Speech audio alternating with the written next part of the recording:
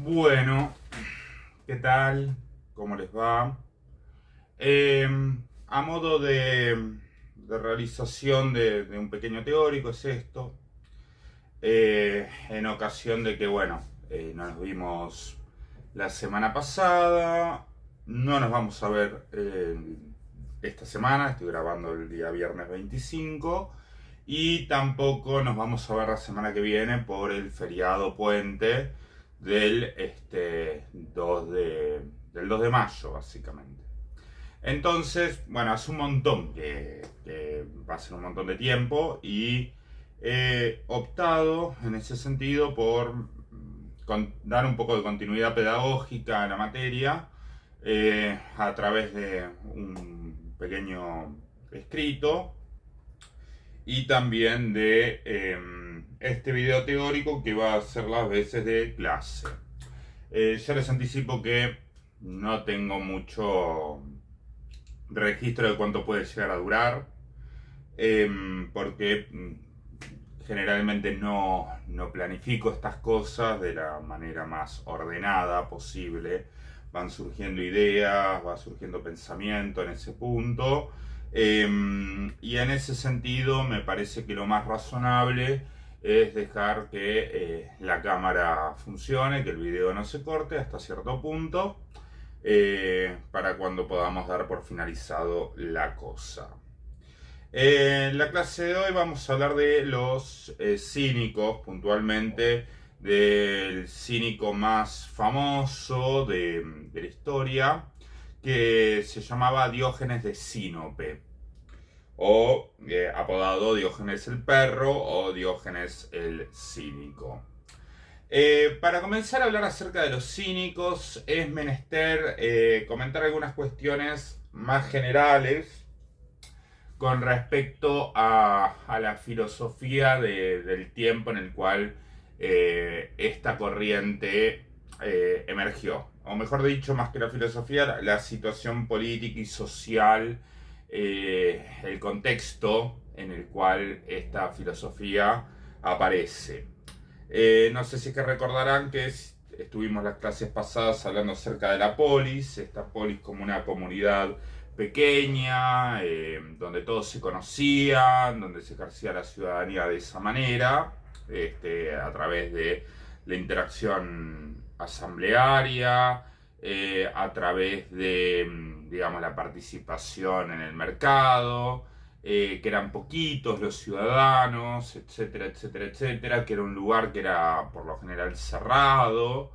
Eh, bueno, en determinado punto, tras los conflictos bélicos entre Esparta y Atenas y posteriormente la invasión que aconteció por parte de Tebas, de la polis de Tebas, que tuvo una hegemonía sobre el territorio griego durante algunos años, no fue muy extenso, llega un momento clave, bisagra, en la historia de Grecia y en la historia de Occidente en general, que es la invasión de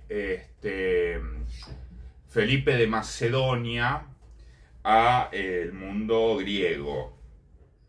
La invasión que va a dar lugar a posteriormente un imperio que va a ser el de Filipo y posteriormente el de Alejandro Magno.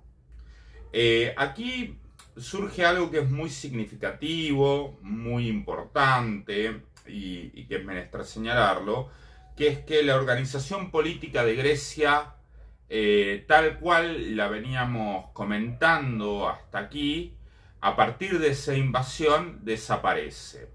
Las poleis, como eran Atenas, como era Esparta, dejan de ser autónomas, empiezan a formar parte de un imperio.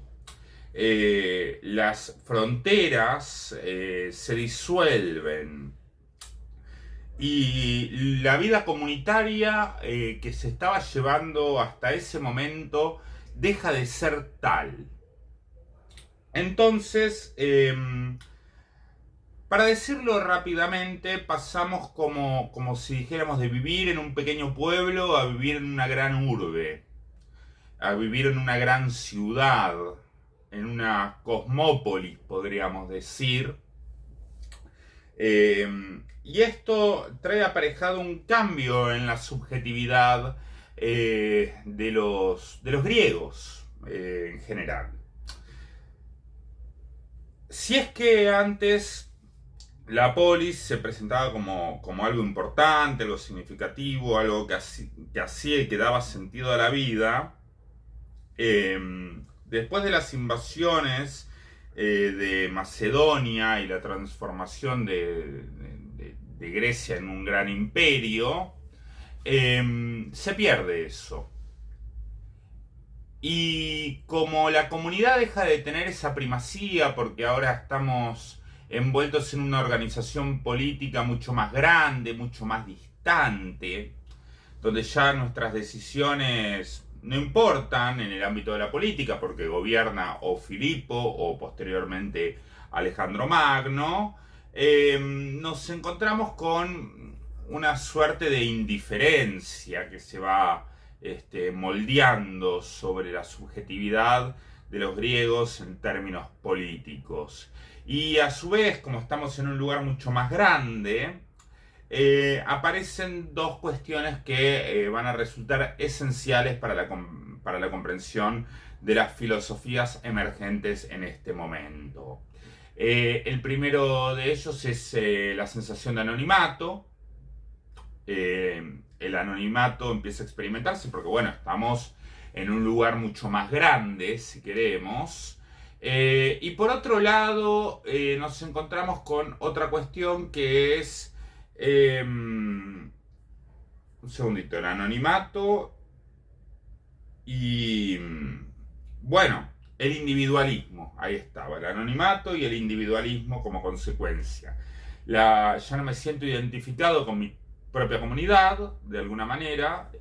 La comunidad empiezo a sentir que no me constituye como antes lo hacía, y eso empodera al yo, empodera al sujeto, si queremos.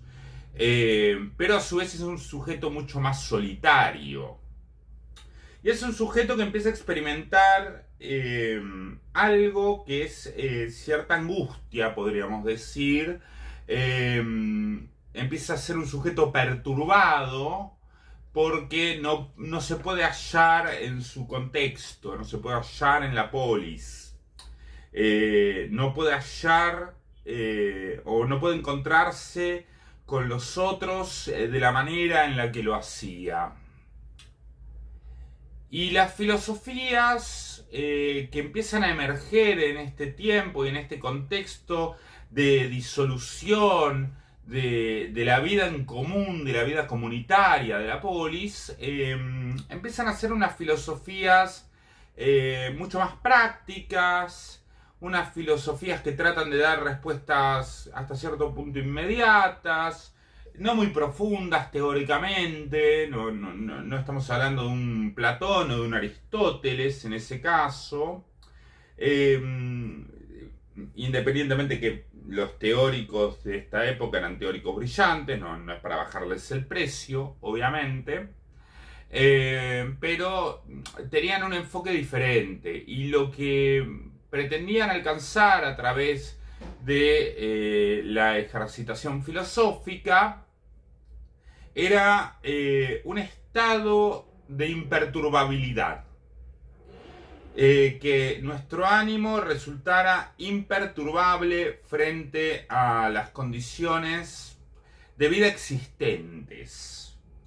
Y en ese sentido van a surgir determinadas corrientes filosóficas, puntualmente los teóricos, los historiadores de la filosofía mencionan principalmente a 4, podríamos mencionar más o complejizar un poco, pero generalmente se habla del estoicismo, del epicureísmo o hedonismo, del escepticismo y de los que nos convocan el día de hoy y los que nos van a convocar, que van a ser nuestro referente en ese punto de esta época filosófica, el cinismo. El cinismo surge como una respuesta filosófica a la angustia que experimentaba la población griega posterior a la disolución de la polis y la disposición del territorio como imperio, podríamos decir, al mando de Filipo o Alejandro en su defecto. Ahora bien, cuando hablamos de cinismo, es necesario hacer una aclaración. Cinismo tiene un sentido que es diferente al que históricamente se le ha dado después. El origen del término cínico y su significado no es el mismo en la antigüedad que en nuestra época. Cuando hablamos de cinismo en la actualidad y le decimos a alguien que es un cínico, generalmente eso tiene una connotación negativa. Generalmente pensamos el cinismo, una persona cínica como una persona malvada, que no le importa nada, no le importa hacer daño, que se ríe de las desgracias ajenas. Generalmente asociamos el término cinismo o el adjetivo cínico con eso. Sin embargo, si tuviéramos que pensar el cinismo antiguo, tiene rasgos semejantes. Hay algo de no me importa nada en el cinismo antiguo, pero no tiene una connotación negativa. Y me parece que lo más pertinente en este momento sería empezar a conocer a la figura principal del cinismo, que se llamaba Diógenes de Sinope. Bueno, Diógenes de Sinope. En principio mencionar que él vivió buena parte de su vida en una polis, que era la polis de, valga la redundancia, Sinope. Van a notar, con lo que voy a contar, que hay ciertas reminiscencias y cierta, digamos, la historia es un poquito semejante a la historia de Sócrates, porque Diógenes también recibe una profecía del oráculo de Delfos. El oráculo le dijo a Diógenes en su momento que él tenía que falsear la moneda. Esa fue digamos, la profecía que los dioses le confirieron a Diógenes. Usted tiene que falsear la moneda. Y entonces Diógenes, en su ciudad natal, en Sinope, se puso como si que fuera una casa de falsificaciones, una cosa por el estilo con el padre. Y los dos se ponían a producir monedas falsas, dracmas, truchos, creyendo que eso era lo que el oráculo indicaba, falsear la moneda. Sin embargo, ¿qué fue lo que pasó? ¿Cómo termina la historia? Termina con Diógenes siendo desterrado de Sinope, perdiendo todas sus propiedades, lo que tuviera, y su padre siendo condenado a muerte. Diógenes se salvó de pedo en ese sentido, no así su señor padre. Diógenes erra por el territorio griego y llega en su momento a la ciudad de Atenas, sin propiedades, sin nada, sin dinero, un tipo que era un indigente básicamente. Y ahora viene lo que resulta significativo. Diógenes duerme, acude a un gimnasio, básicamente, un terreno abandonado, donde había un gimnasio y donde vivían y dormían aquellos que no tenían casa en Atenas, los indigentes. Y allí conoce a un filósofo muy significativo, un personaje importante en esta historia, que ahora me da miedo, Antístenes. Ahí está. Conoce a Antístenes. ¿Quién era Antístenes? Antístenes era uno de los que seguían a Sócrates. Fue un filósofo muy importante en su época y era un seguidor de Sócrates. Antístenes vivía en la extrema pobreza y lo que hacía era impartir lecciones de filosofía moral en ese gimnasio. Entonces Diógenes lo conoce a Antístenes y queda absolutamente fascinado con este personaje. Y Antístenes, y Diógenes le dice, quiero que me enseñes todo. Quiero aprender todo de ti, Antístenes. Y Antístenes lo saca un poco cagando a Diógenes porque considera que no corresponde, básicamente, que Diógenes estaba medio limado. Y entonces Diógenes le dice, le da un bastón, que era el bastón con el que él andaba, y le dice, pegame con el bastón todo lo que quieras, pero yo no me voy a mover de acá hasta que me hagas tu discípulo, Antístenes. Y Antístenes, medio podrido y de la situación, le dice, bueno, dale, te voy a dar lecciones de filosofía a vos también. Punto a destacar aquí es que Diógenes aprende filosofía, aprende a filosofar de la mano de Antístenes en este gimnasio. Y ahora viene la cuestión que es interesante para mí y que va a dar sentido a lo que venimos comentando. Antístenes da clases en este gimnasio, da clases a lo que serían las clases más bajas, los indigentes de Atenas, y Antístenes no hacía distinciones, y este es un punto que es importante a destacar. A diferencia de otros pensadores que, por ejemplo, tenían diversas marcas, voy a mencionar por ahí a Platón, que para Platón, hay quienes son esclavos por naturaleza, lo mismo para Aristóteles, y la cuestión de la esclavitud está vinculada a la capacidad de razonar, mismo para Aristóteles, las mujeres son inferiores a los varones, porque tampoco pueden razonar filosóficamente.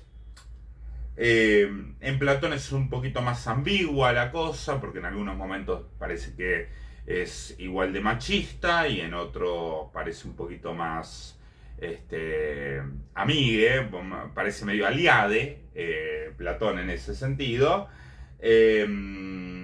Lo que pasa con Antístenes es que no establecía diferencias en ese gimnasio. No había razones para no enseñar filosofía a los pobres, a los esclavos, a las mujeres, a los extranjeros. No había necesidad de establecer distinciones, discriminaciones, todos podían recibir una lección de filosofía para Antístenes. Y entonces iba ahí, digamos, el fondo de la olla de la sociedad ateniense que dormía en ese gimnasio, recibía las clases de Antístenes. Y este gimnasio, como era un lugar abandonado, estaba descuidado, y allí también dormían los perros de Atenas, los perros callejeros, se resguardaban de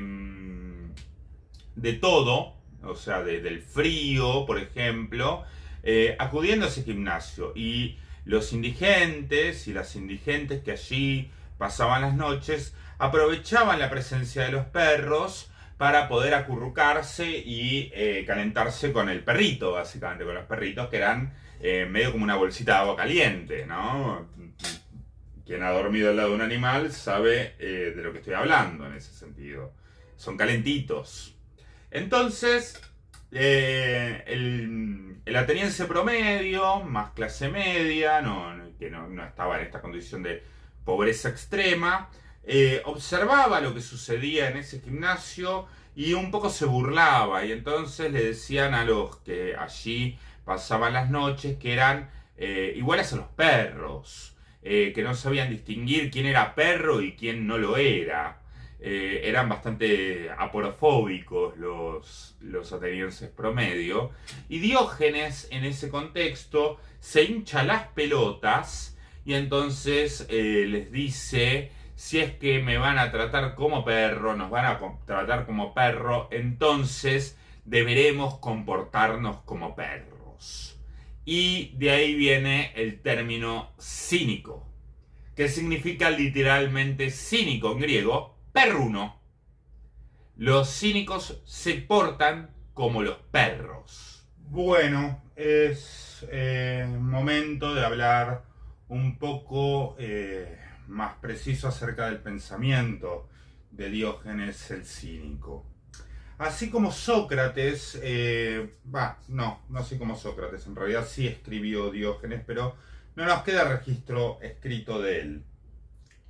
Lo que nos queda es un gran conjunto de anécdotas. Diógenes era un tipo que llevaba adelante su filosofía de modo práctico. No escribía, sino que caminaba, al igual que Sócrates, dialogaba, charlaba, pero era un poquito más intenso, un poquito más jugado que Sócrates. Sócrates era un tipo molesto, Diógenes un poco ya se pasaba, si queremos. Recordemos que la filosofía de esta época, la filosofía helenística en sus variables, estoicismo, epicureísmo, escepticismo y cinismo, venían a tratar de sanar, si se quiere, hacer una terapéutica de el alma humana que se encontraba perturbada por las transformaciones del mundo griego de la época, ¿no? La transformación de la ciudad en imperio, la soledad que eso acarreaba, la pérdida del sentido de comunidad, si queremos. Lo que distinguía a cada una de estas filosofías, además de, quienes las practicaban, porque dijimos los cínicos tuvieron lugar en el gimnasio lleno de indigentes, esos fueron los primeros cínicos. Por ejemplo, los estoicos eran más gente de gobierno, gente de poder, si se quiere. Además de eso, la cuestión pasaba por qué es lo que estos pensadores representativos de las corrientes helenísticas concebían como la causa de la perturbación del ánimo o del alma de la población griega. En el caso de los cínicos, la perturbación estaba vinculada con la posesión de bienes materiales. Son los bienes materiales los que nos perturban. Esa era la tesis general de los cínicos. Mejor no tener nada, porque la no posesión nos hace más libres, de acuerdo a ellos, que tener cosas, porque tener cosas es lo que nos trae preocupaciones. Yo estoy preocupado por las cosas que poseo, porque las cosas que poseo pueden acarrearme deudas, pueden acarrearme establecer vínculos que no quiero tener, que no deseo y que sin embargo necesito para conseguir más cosas, si se quiere. La necesidad de quedar bien con los demás. Y en este punto Diógenes tiene cierta semejanza con ese Sócrates del que Platón nos cuenta en el Critón, que en el medio de la cárcel le dice a Critón: ¿y a vos qué te importa la opinión de los demás? ¿No? Hay que vivir con lo mínimo indispensable, de acuerdo a a Diógenes y a los cínicos en general. Y este vivir con lo mínimo indispensable, bueno, los deja en una condición de pobreza extrema, pero es una pobreza que es una elección de vida, si se quiere. Es un jugársela filosóficamente por cierta verdad, si queremos. Es apelando al concepto que comentaba la clase pasada, ese concepto Foucaultiano de la parresía, donde nos la jugamos a fondo por nuestra verdad. Bueno, para los cínicos, jugársela a fondo por la verdad significaba despreciar todos los bienes materiales.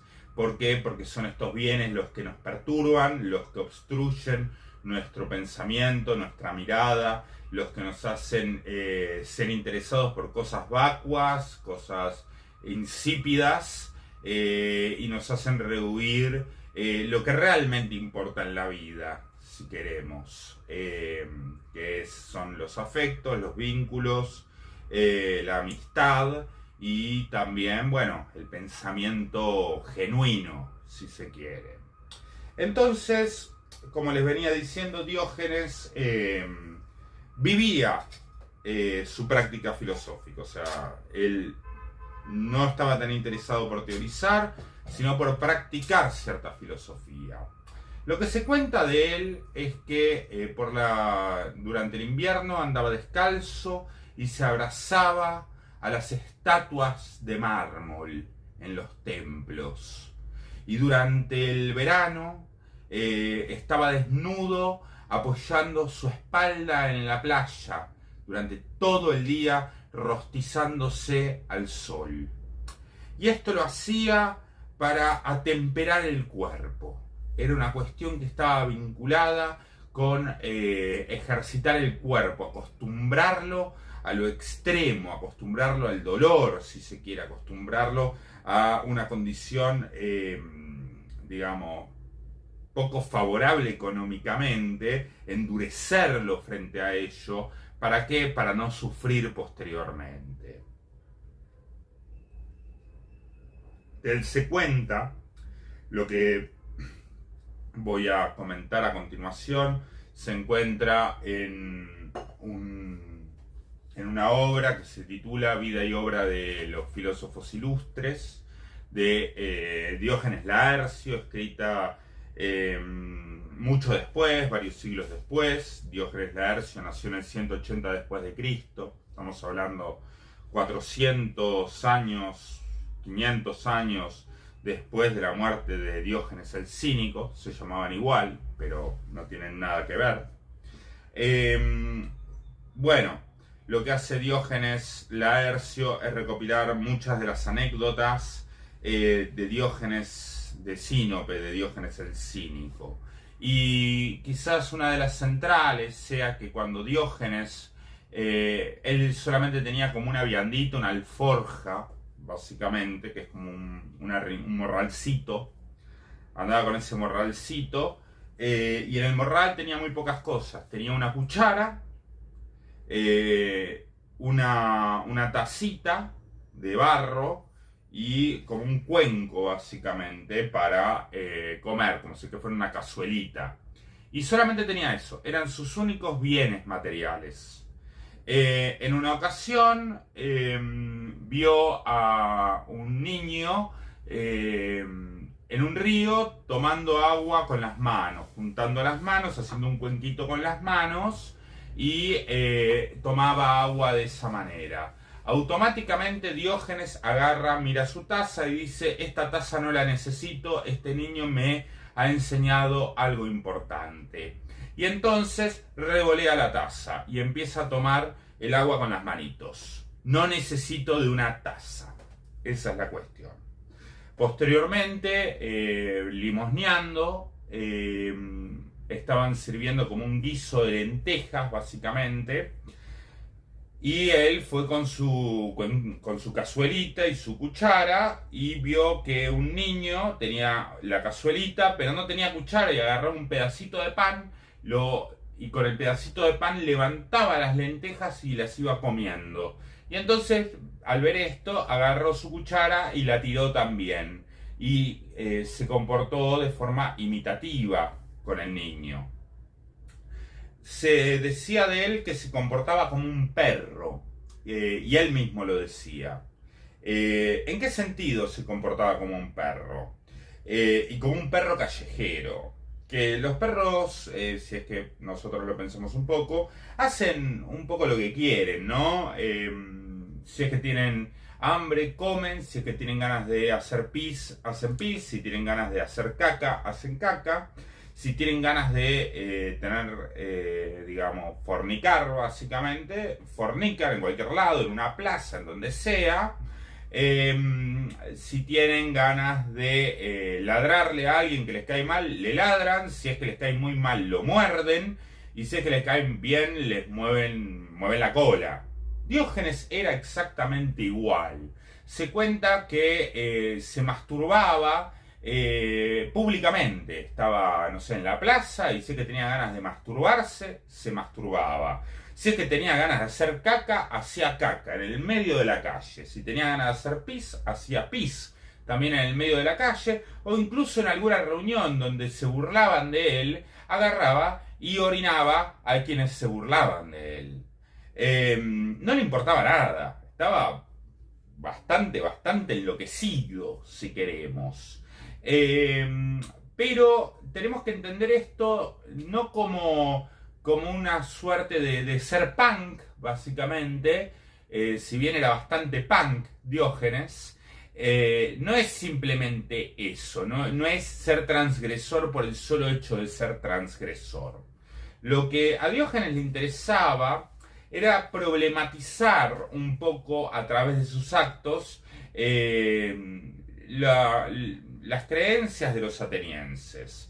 Entonces, si es que él se estaba masturbando en el medio de la plaza y venía un ateniense promedio y le decía: ¿qué estás haciendo? Sos un degenerado, qué sé yo, qué sé cuánto, qué sé cómo, Diógenes le respondía: ¿cuál es el problema? Los animales pueden hacerlo. ¿Cuál es el problema de que nosotros, los seres humanos, nos comportemos tan bien como animales? Básicamente. ¿Cuál es el drama? ¿Por qué no lo podemos hacer? ¿Por tu moral? ¿Porque a vos te resulta problemático eso? ¿No lo puedo hacer? Los animales lo hacen. ¿Por qué yo no puedo hacerlo? ¿Por qué tengo que aguantarme para ir al baño si es que tengo ganas de hacer pis? Aguantarme me hace mal, dice Diógenes. Me duele el cuerpo y sin embargo me tengo que aguantar. ¿Por qué? ¿Para qué? ¿Que voy a quedar mal? ¿Y a mí qué me importa? No tengo nada que perder, dice Diógenes. No tengo nada que perder y por eso estoy feliz cagando en la calle. Vos, que tenés mucho para perder, ateniense promedio, te aguantás para ir al baño. Algo tan simple como eso, ¿no? Yo no tengo nada que perder. Si tengo que putear a alguien en la cara porque me cae mal, lo voy a hacer. Es más, lo voy a mear directamente. Literalmente lo voy a mear. Vos, que tenés mucho para perder, ateniense promedio, vos le tenés que sonreír porque estás buscando, a través de la relación con esta persona que te cae mal, un beneficio. ¿Quién es más infeliz? ¿Diógenes, que no tiene nada? ¿O vos, ateniense promedio, que tenés miedo de perder algo? ¿No? Entonces, esto es lo central acá.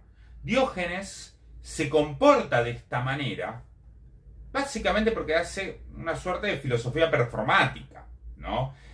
Son actos disruptivos que, bueno, nos conmueven al ateniense promedio y le hacen pensar: che, ¿qué onda? ¿Por qué es que ¿qué le puedo responder a este tipo que me dice: yo soy feliz, soy más feliz que vos, seguramente, porque yo no necesito nada? A mí no me importa si es que se ríen de mí porque estoy cagando en la calle. No me importa. Porque soy más libre que vos. A vos te importa. Vos estás sufriendo. A vos te angustia el qué dirán. A mí no, dice Diógenes. Y enseñaba un poco eso. A través de su práctica filosófica enseñaba que no nos tenemos que preocupar de las opiniones ajenas y de los bienes personales. Cuanto menos tenemos, menos necesitamos. Y a la vez, cuanto menos necesitamos, menos nos importa la opinión de los demás. Y son esas opiniones las que nos resultan perturbadoras. Son las costumbres conservadoras, diría Diógenes, de aguantarse para ir al baño, de no tener relaciones sexuales en público, de guardar el decoro, las que terminan generando insatisfacción en el individuo. Frente a eso, mejor transgredir. Y en este punto resulta significativo señalar que Diógenes, finalmente con esto, encuentra sentido a las palabras del oráculo. Encuentra sentido a las palabras del oráculo. ¿Por qué? Porque el término moneda en griego significa nomima, que se traduce por nomima. Y nomima es tanto moneda como costumbre. Entonces, el oráculo le dijo, tenés que falsear la moneda. Pero en realidad lo que le quiso decir es, vos tenés que falsear, subvertir la costumbre. Tenés que dar vuelta a las costumbres. Esa es tu misión en la vida, Diógenes. Trastornar las costumbres. Frente a ello, resultan significativas para mí dos anécdotas. Y con estas dos anécdotas un poco voy a cerrar este video teórico, que las dos tienen que ver con Alejandro Magno. La primera de ellas cuenta que Alejandro estaba había llegado a Atenas, creo que era.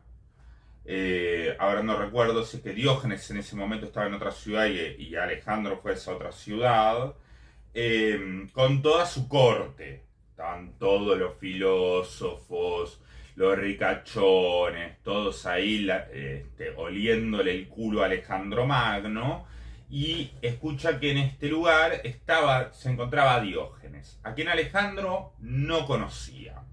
Entonces pregunta, ¿dónde está Diógenes? Suele estar en la playa, le responden. Bueno, voy a ir a conocerlo entonces. Y Alejandro va con toda su corte a verlo a Diógenes el cínico. Lo encuentra a Diógenes tomando sol, se apersona, se pone entre el sol y Diógenes y le dice: hola Diógenes, soy Alejandro Magno. A lo que Diógenes le responde: y yo soy Diógenes. Sin moverse, sin cambiar de postura, sin nada. Yo soy Diógenes. Alejandro Magno se queda como descolocado porque él esperaba que Diógenes se arrodillara frente al emperador, frente al hombre quizás más poderoso del mundo en ese momento. Y entonces le pregunta: ¿acaso no me tienes miedo? A lo que Diógenes le responde: Alejandro, ¿sos bueno o sos malo? Alejandro Magno entonces contesta: soy bueno. ¿Y por qué debería temerle a alguien que es bueno? Responde Diógenes. A todo esto, la corte de Alejandro, todos los lameculos que estaban ahí atrás, entre los que se encontraba Platón, de acuerdo a Diógenes Laercio, pero son historias que se cuentan, no estoy seguro que yo haya acontecido así. Por ahí Platón simplemente estaba ahí puesto para dar significación porque confrontaban mucho entre ambos. Entonces, como les digo, Diógenes le pregunta esto, Alejandro sigue descolocado, la corte de Laméculos está hablando, murmurando que Diógenes es un desubicado, cómo le va a decir esto a Alejandro Magno, cómo lo va a tratar hacia el emperador, etcétera, etcétera, etcétera. Alejandro Magno entonces le dice, pídeme lo que quieras y yo te lo daré.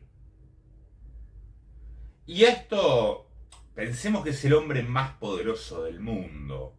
No es cualquiera el que está diciendo esto. O sea, si Diógenes quería riqueza, podía obtenerla. Si Diógenes quería gobernar el medio mundo, Alejandro le iba a decir, toma medio mundo. Y entonces en ese momento Diógenes le dice, solo te voy a pedir una cosa, Alejandro Magno. Correte que me estás tapando el sol. Y ahí la corte enloquece diciéndole que es un desubicado total, que no corresponde que le hable hacia el emperador, que por ello habría que asesinarlo. Y Alejandro Magno, que era un espíritu noble, les dice, los calla a sus cortesanos y dice, si no fuera Alejandro, querría ser Diógenes. Pensemos esta situación, o sea, Diógenes estaba en pie de igualdad, incluso en esa conversación fue más poderoso que el hombre más fuerte del mundo, que el hombre más rico del mundo en ese punto. Diógenes fue un superior a Alejandro Magno. Hay otra historia que los vincula a ambos, en la cual Alejandro Magno está recorriendo las calles de Atenas y lo encuentra a Diógenes revolviendo huesos. ¿Quién sabe por qué? Estaba revolviendo huesos humanos en una tumba. Y entonces Alejandro Magno le pregunta, ¿qué haces acá, Diógenes? ¿Qué es lo que estás haciendo? A lo que Diógenes le responde, estoy buscando los huesos de tu padre, pero no puedo distinguirlos de los huesos de un esclavo. Encima tenía la osadía de picantear y bardear al tipo más poderoso del mundo. ¿Y por qué lo hacía? Porque no tenía nada que perder. Última cuestión en este sentido, última de las anécdotas que voy a recuperar ahora, fue que en una ocasión Diógenes estaba lavando verdura. Aguárdenme. Que las tenía ahí separadas. Bueno, estaba lavando verdura. Y en el contexto de ir lavando verdura, se encuentra con Platón. Ahí estamos. Lo voy a leer textualmente. Algunos cuentan que lo siguiente es de Diógenes. Cuando Platón lo vio lavando verdura, acercándose despacito se acercaba a Platón, que le daba un poquito de vergüenza a Diógenes, le dijo, si le prestaras atención a Dionisio, no estarías lavando verdura. ¿Quién era Dionisio? Dionisio era un tirano, básicamente. Era un dictador, para ponerlo en términos actuales. Si le prestaras atención a Dionisio, no estarías lavando verdura. Y Diógenes contestó del mismo modo con calma. También tú, Platón, si lavaras verdura, no tendrías que prestarle atención a Dionisio. Entonces, para pensarlo un poco, ¿no? ¿Qué es lo que Diógenes quiso decir ahí? Que obviamente ser amigo del poder confiere a uno poder. Pero eso tiene un gran costo y es el costo de nuestra libertad. Nuestra libertad de palabra, nuestra libertad de acción, y la libertad es quizás el bien más preciado del individuo. Entonces por ahí es preferible tener menos cosas o no tener nada, salvo nuestra libertad. ¿Para qué? Para poder estar más tranquilos. Fíjense qué es peor, lavar verdura o tener que darle la razón a un tirano, ¿no? Para pensarlo, simplemente. Yo este autor generalmente lo presento en secundaria y arranco con una pregunta que es si Diógenes está loco, como Platón sostiene. Platón le decía el Sócrates enloquecido. Y cuando nos detenemos a pensar en las muchas preocupaciones que tenemos y que son preocupaciones insignificantes en la gran escala de las cosas, ¿no? Y lo infelices que nos hacen las cosas porque estamos constantemente observando y dependiendo de ellas, al ver a este personaje Diógenes, con toda su irreverencia y con esta idea de no me importa nada y te quiero mostrar que para vivir no necesitas de nada y de hecho lo que vos tenés en realidad te hace infeliz, porque la felicidad que te producen las cosas es una felicidad pasajera hasta que te cansás y querés conseguir cosas más nuevas, básicamente. Siempre te estás intoxicando con lo mismo. Frente a eso, surge la pregunta si es que en realidad Diógenes no es más cuerdo y más razonable lo que plantea que lo que sostiene una sociedad como la actual, que es una sociedad que está basada fundamentalmente en el consumismo y en el hecho de que para ser alguien tenemos que tener cosas. Entonces, bueno, es para pensarlo un poco, básicamente, a eso.